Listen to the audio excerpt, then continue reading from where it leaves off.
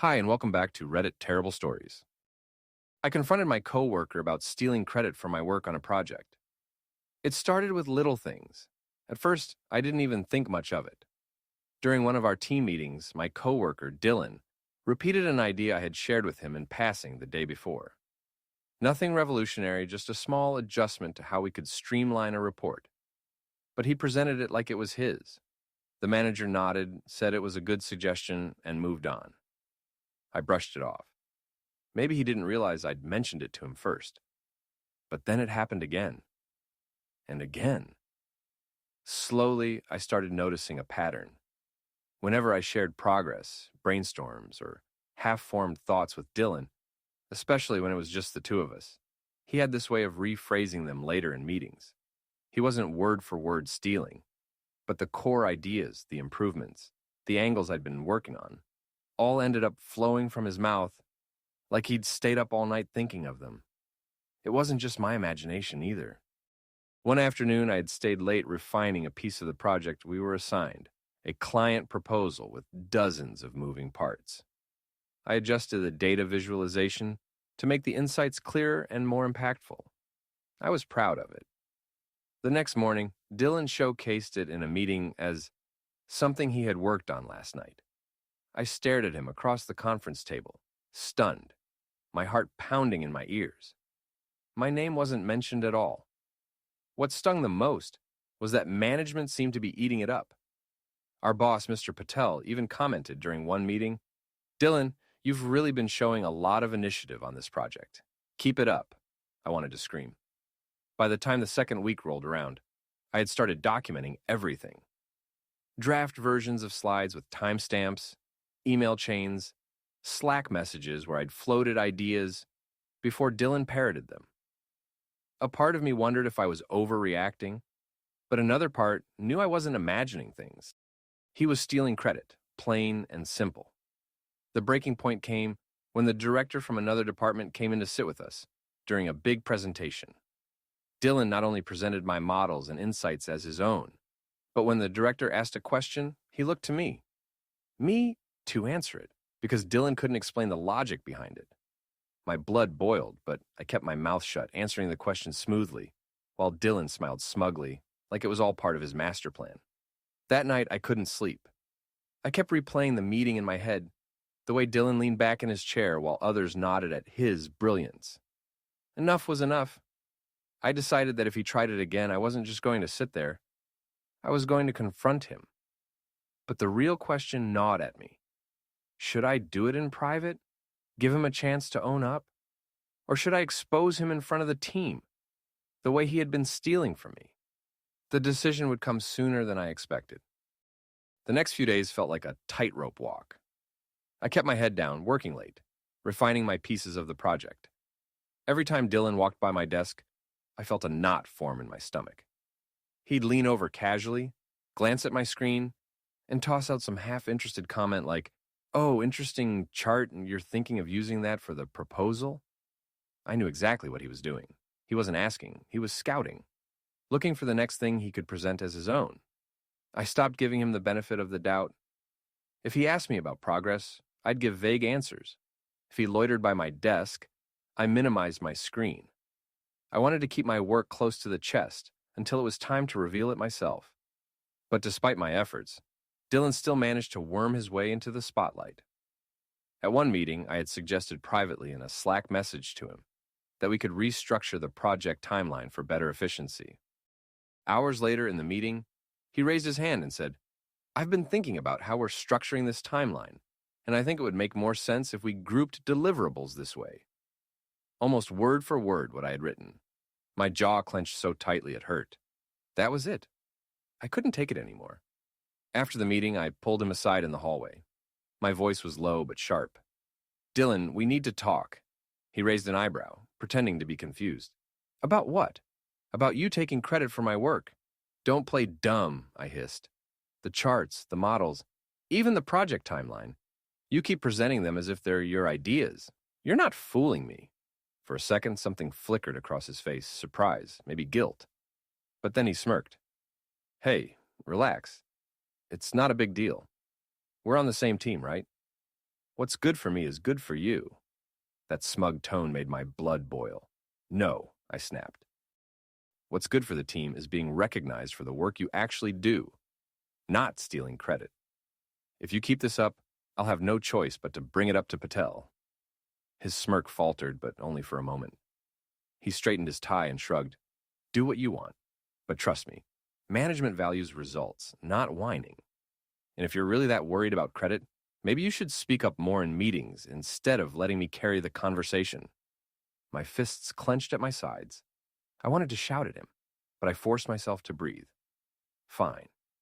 If he wanted to play this game, I'd play it better. I wasn't going to let him push me into silence.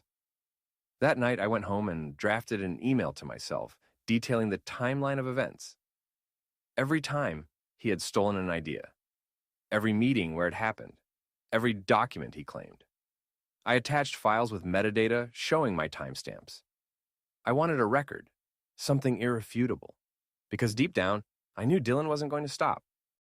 And the next time he crossed the line, I was going to be ready, not just to confront him in private, but to expose him in front of everyone. The boiling point was coming. 2 weeks later, the project hit a critical stage. We were preparing for a big presentation to the executive team, the kind of meeting where reputations were made. I had poured hours into crafting a detailed analysis, creating visuals that simplified complex data, and writing an outline that tied everything together in a way Patel would love. This was my moment. Finally, all that late-night work and meticulous effort would pay off. Except, of course, Dylan wasn't going to let me have it.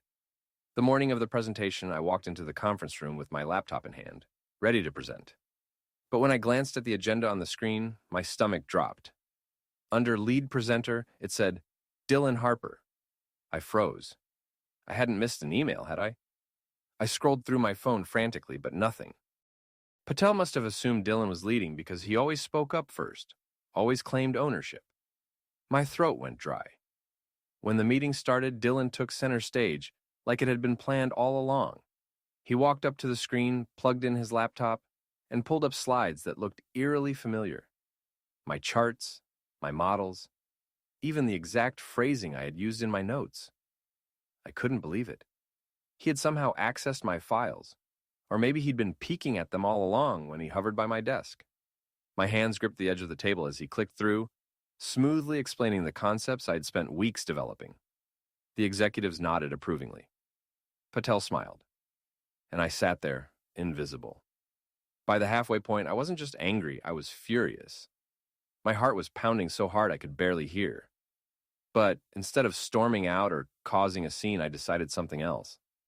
If Dylan wanted to play dirty, then I'd show him what happens when you steal from someone who actually knows the material. When he reached a particularly complex model of predictive chart I had spent hours tweaking, he stumbled. Just a small hesitation, but enough. He clearly didn't fully understand what he was presenting. My chance. I raised my hand casually. That's an interesting point, Dylan, I said, keeping my tone calm. But just to clarify for everyone, the model's assumptions only hold if we account for the secondary variables in the last quarter. Otherwise, the projections are skewed. The room went silent. Dylan blinked, clearly thrown. He fumbled with his words. Right, of course. That's what I was getting at. I leaned forward. Actually, if you flip to slide 14, you'll see the corrected version I built last week. I can walk everyone through it since it's a bit technical. Before he could stop me, Patel gestured for Dylan to move aside. I stood, plugged in my own laptop, and pulled up my files, the real files. I explained each slide with confidence, addressing the exact issues Dylan had glossed over. The executives leaned in, impressed. By the end, Patel looked at me with newfound respect. When I sat back down, Dylan's face was pale. He tried to smile, but it came out more like a grimace. The damage was done. Everyone in that room knew who actually understood the work. And me? For the first time in weeks, I felt like I could breathe again. But I also knew this wasn't over. Dylan had been embarrassed, and people like him didn't just roll over. No, he'd try something else. Something bigger. And when he did, I'd be ready. The presentation ended with a round of polite applause. But the tension between Dylan and me was thick enough to choke on. As everyone filed out of the room, Patel clapped me on the shoulder. "Excellent save. Really sharp work," he said warmly, before turning to Dylan. "And Dylan, good initiative bringing the material forward. But you should make sure you fully understand the details before presenting." His tone was kind, but the implication was clear. Dylan had been caught skating on thin ice. Dylan forced a smile, nodding, but his eyes shot daggers at me. I knew that look. He wasn't just embarrassed, he was furious. In his mind, I hadn't just corrected him, I had humiliated him. And in an environment as competitive as ours, humiliation was a wound that demanded revenge. For a few days, things were quiet. Almost too quiet. Dylan didn't chat with me, didn't hover at my desk, didn't even throw his usual sly comments in meetings. It should have felt like relief, but instead it felt like the calm before a storm. I started noticing small things files I swore I saved were suddenly missing. Emails I was certain I'd sent somehow stuck in my drafts folder, notes from meetings accidentally misplaced. At first, I thought maybe I was just tired or careless. But when it kept happening, the pattern was obvious.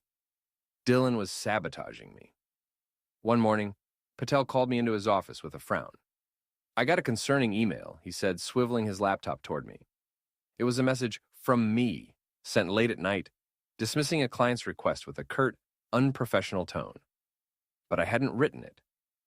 My stomach dropped. Someone had sent it from my account. "I'd never send something like that," I said quickly, my voice trembling. "Please, check the metadata. That's not me." Patel gave me a measured look.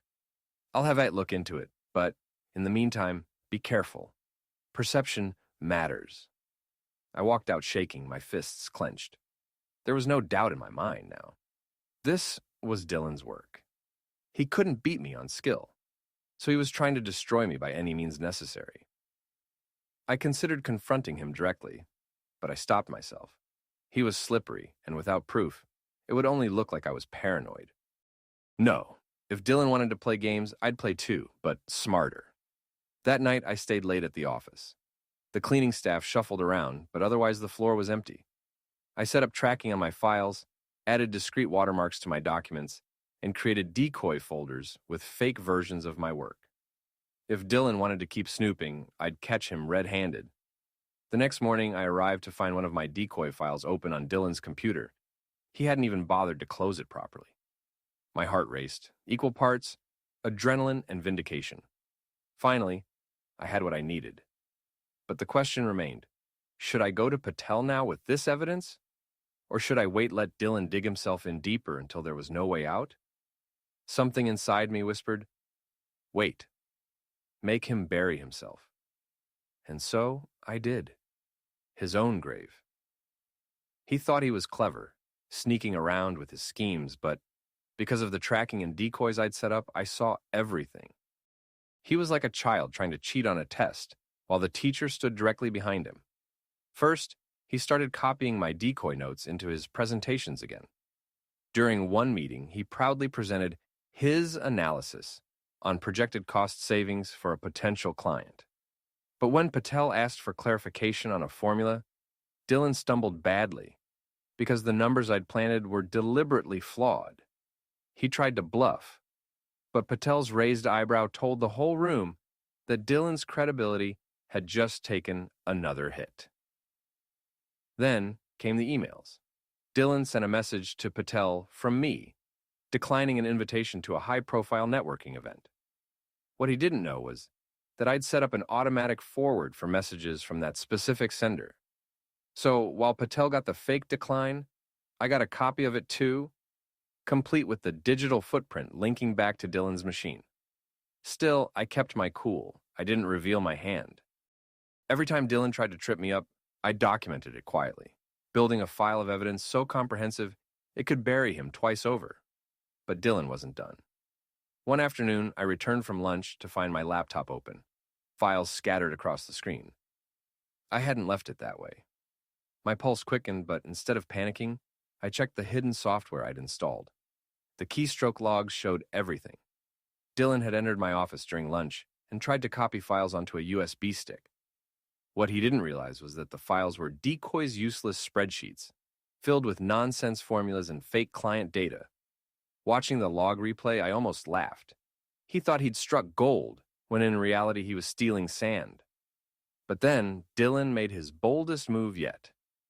2 days later, Patel summoned me to his office again. His expression was tight, his voice clipped.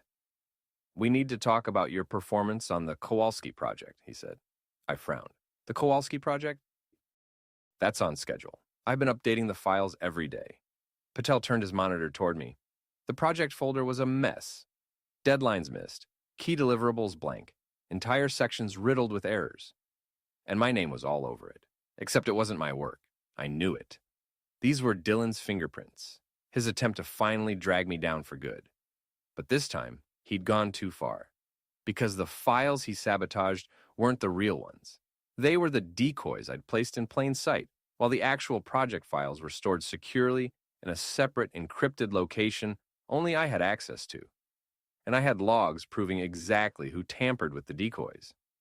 Patel leaned back in his chair, watching me carefully. "If you have something to say, now's the time." For the first time since this war with Dylan had begun, I allowed myself a slow smile. "Oh, I have something to say," I replied, "but it comes with proof." And I slid the neatly organized folder of evidence across his desk. Patel studied the folder I'd handed him with an intensity that made my palms sweat, even though I knew the evidence was airtight. He scrolled through the screenshots, the email traces, the keystroke logs, and the time-stamped project files. Each page connected Dylan's schemes directly to him. The more Patel read, the more his expression shifted from suspicion to surprise to outright anger. When he finally looked up at me, his voice was low and controlled. "You've been sitting on this for weeks." I nodded. I wanted to be sure. If I accused Dylan without proof, it would just be my word against his. Now, it's not.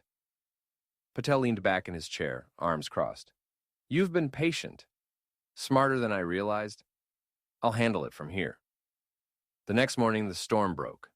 Dylan walked into the office with his usual swagger, nodding at people like he owned the place. But the moment Patel's door opened and Dylan's name was called, the whole atmosphere shifted. Heads turned, whispers spread. Dylan disappeared into Patel's office for over an hour, and when he finally emerged, his face was pale, his jaw tight, his eyes darting like a trapped animal's. He didn't look at me. By noon, HR was involved. I watched from my desk as Dylan was escorted into a conference room. He tried to argue, tried to gesture wildly as if he could shout his way out of the hole he'd dug. But the HR rep was calm, detached, their folder of evidence thick with printouts. I recognized my printouts. Dylan's voice grew louder, more desperate, until Patel himself stepped in. The room went quiet. 15 minutes later, Dylan was back at his desk, shoving things into a box. His hands shook.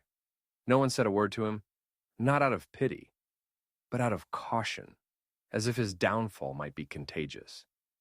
When he finally looked up, his eyes met mine. For the first time, I saw fear in them. Not anger, not arrogance, but pure fear. He left without a word. The silence that followed was heavy, almost surreal. People started glancing at me differently, like they were recalibrating everything they thought they knew. The guy Dylan had painted as careless, unreliable, weak wasn't. I wasn't just surviving anymore. I'd fought back. That afternoon, Patel called me into his office again. But this time, his tone was different. Respectful, almost proud. "You handled this better than most professionals twice your age. You didn't just protect yourself, you protected the integrity of this team." I exhaled slowly. Tension I hadn't even realized I was holding finally slipping away. Patel tapped his pen against the desk.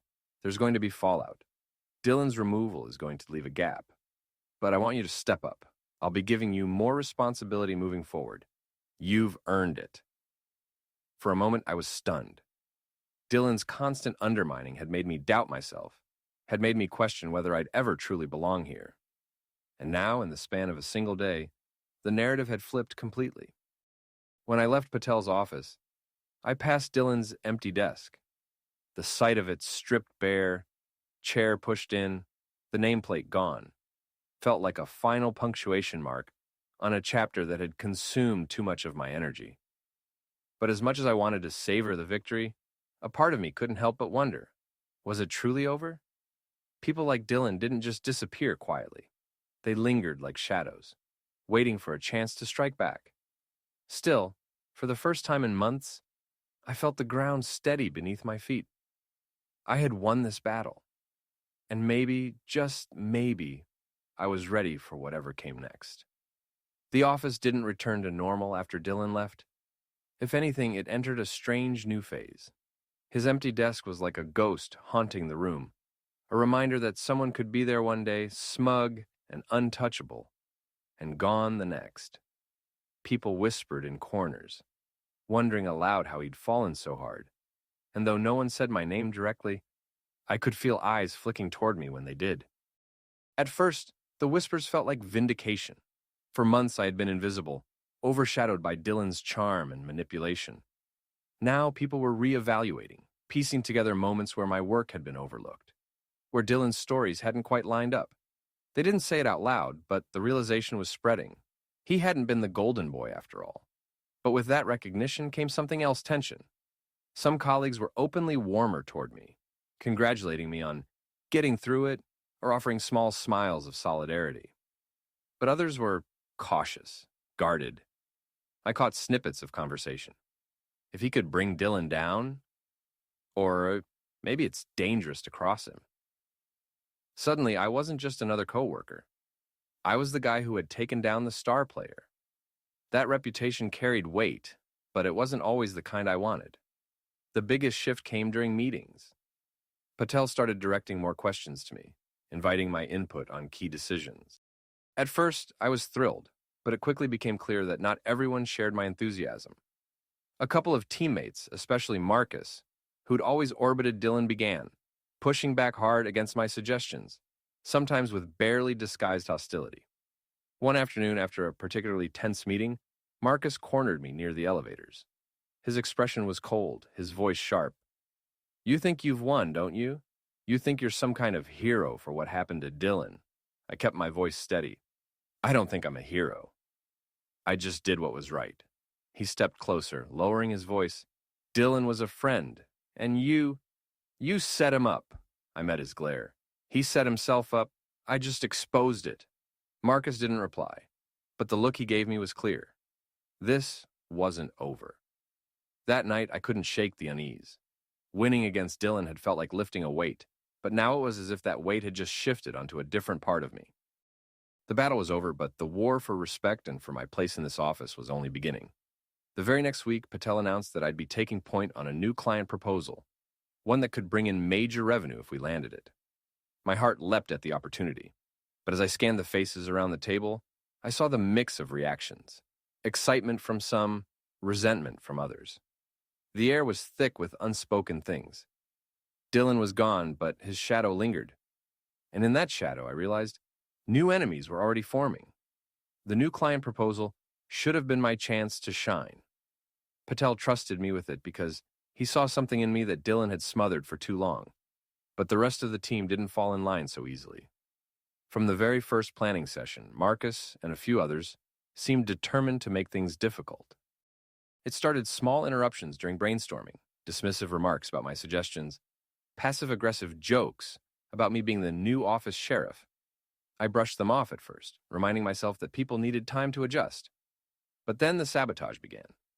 I asked Marcus to handle some preliminary research, only to discover 2 days later that he'd given me outdated figures that nearly derailed a presentation draft.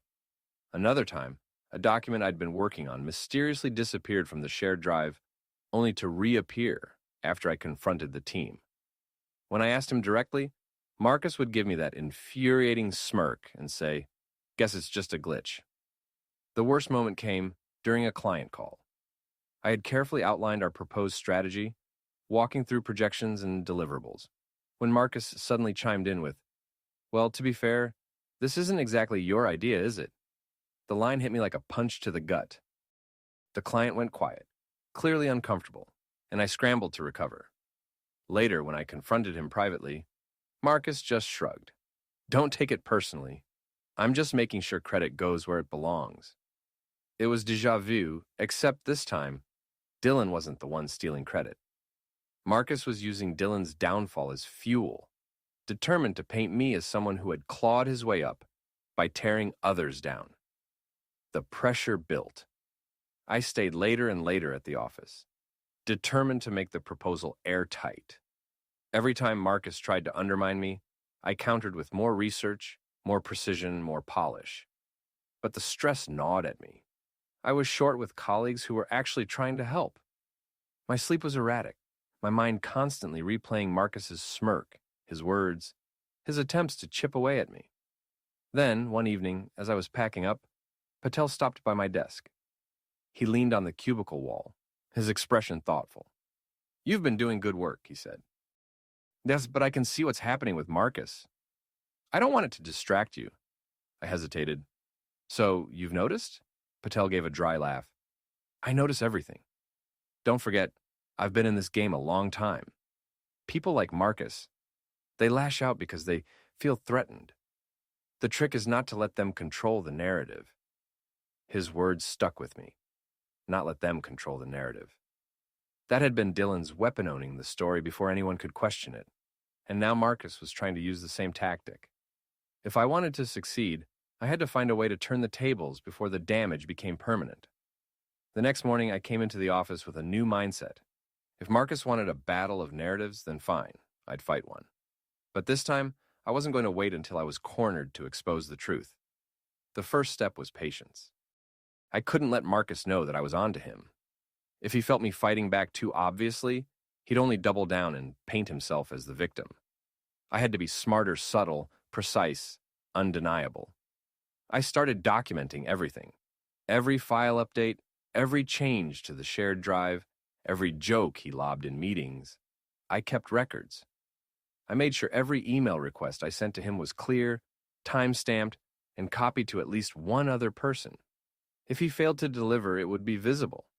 If he tried to correct me, there would be a trail showing who was really at fault. At the same time, I worked on building quiet alliances. Not everyone in the office was on Marcus's side. Some of them were just too wary of getting caught in the crossfire.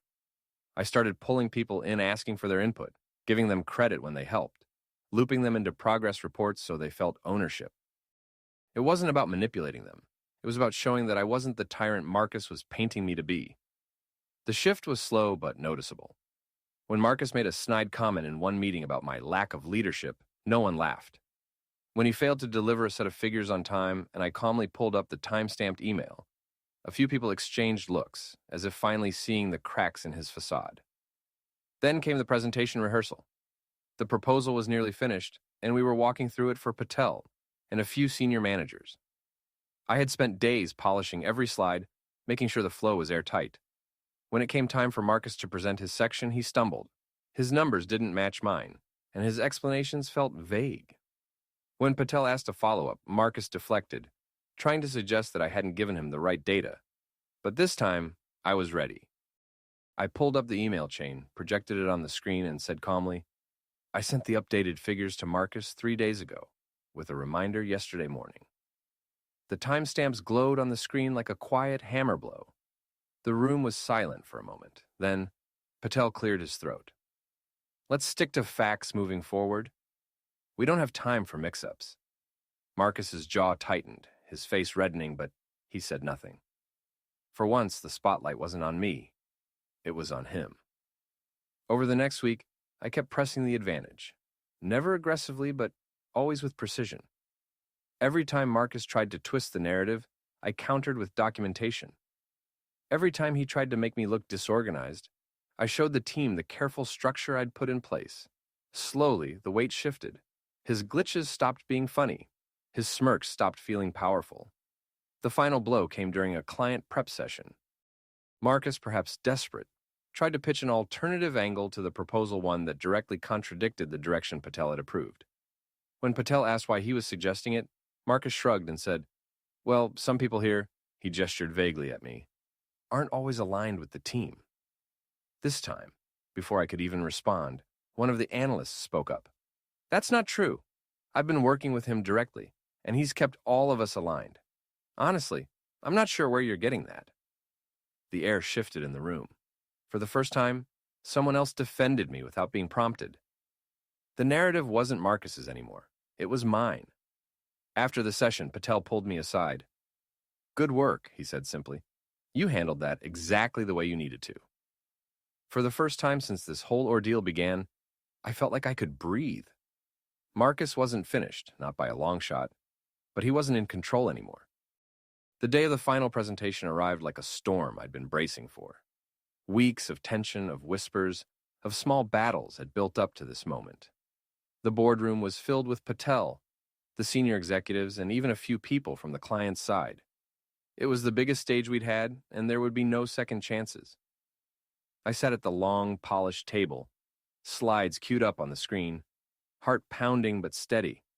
This wasn't the same me from a month ago. I wasn't trembling under Marcus's smirk anymore. I had my facts, my work, and most importantly, the quiet support of colleagues who had started to see through his facade. Marcus, though, hadn't given up.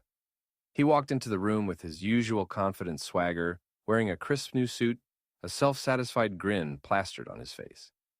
He still believed he could outshine me, twist the spotlight in his direction, and walk away with the credit. The presentation began. I opened with the overview, clear and measured, and then passed it off for sections where Marcus had been assigned content. This time, however, instead of letting him control the narrative, I carefully framed each handoff. "Marcus, building on the analysis I put together last week, could you walk us through the budget projections?" Small words, but they planted ownership where it belonged. Marcus stumbled more than once. His confidence cracked as the questions rolled in. Questions he couldn't dodge or spin. When Patel asked about the revised timeline, Marcus started to ramble until I calmly interjected, pulling up the slide I had prepared with the updated schedule. "Actually, we accounted for that already. If you'll look here," I guided the discussion smoothly, leaving Marcus looking flustered, irrelevant. By the halfway point, the shift was undeniable. The executives weren't looking at him anymore. They were looking at me. The client's reps leaned forward when I spoke, nodding, asking for clarifications directly from me. Marcus's presence faded into the background like static noise. Then came the breaking point. One of the client executives asked Marcus about a discrepancy in his numbers. Instead of answering directly, he snapped, "Well, if the data team had done their job right, this wouldn't even be a question." He shot me a pointed glare. The silence that followed was brutal. My chest tightened, but before I could even speak, Patel cut in sharply. "That's not acceptable, Marcus.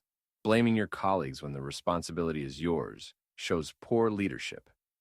His tone was final, decisive. The room shifted. Marcus's power crumbled in an instant. The rest of the presentation was smooth. I closed with a summary and recommendation, every word steady, deliberate. When I finished, the client's lead smiled and said, "This is exactly what we were hoping for. Excellent work." Applause followed, polite but real.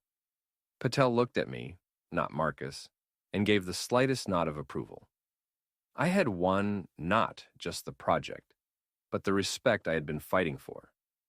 After the meeting, as people filtered out, Marcus lingered by the table, his face pale, jaw tight. He didn't say a word to me. No smirk, no jab, nothing. Just silence. For the first time, he had no weapons left.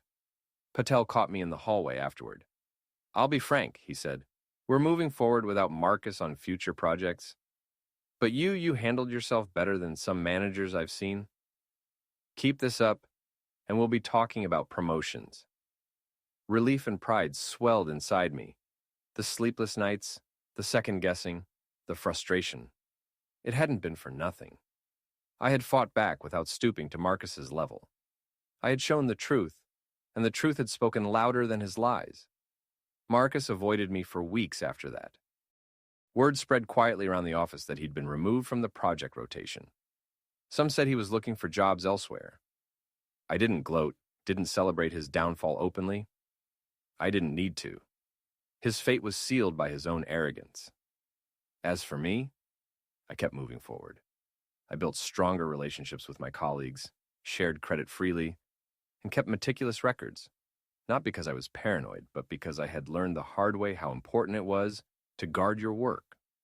In the end, confronting Marcus wasn't just about reclaiming my credit, it was about reclaiming my confidence, my place in the company, and my own voice. And this time, no one could take that away from me.